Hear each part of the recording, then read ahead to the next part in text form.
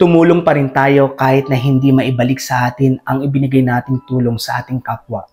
Halina't maging blessed. Ako po si Father Aris Olan at ito ang Palaman ng Buhay.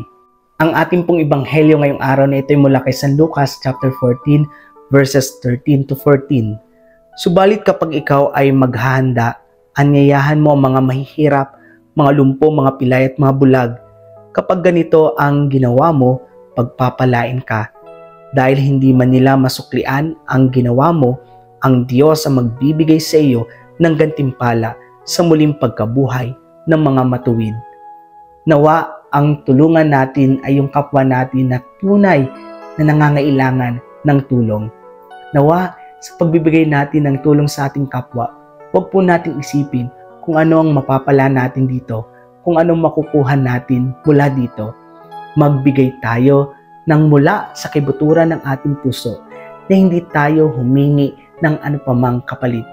Kaya nga, kapag naranasan natin magbigay, na hindi tayo umaasang tayo bibigyan din, tunay ngang ikaw ay nagbibigay. Hayaan natin na ang Diyos ang magbigay sa atin ng tunay na gantimpala. At ang gantimpala ng Diyos sa isang taong tunay na nagbibigay ay ang buhay na walang hanggan, na kung saan tatamasahin niya ang isang buhay na ganap at kasiyasiya, na wala ng sakit, pait, pagdurusa, wala ng kalungkutan, wala ng pagluha, kundi ang tanging mamamayani ay kapayapaan at pagmamahal na nagmumula sa Diyos. Kaya magbigay tayo na hindi naghihintay ng anupamang kapalit. Muli, ako po si Father Aris Olan. Magkita-kita po muli tayo bukas. God bless you po and keep safe. Please like and share this video.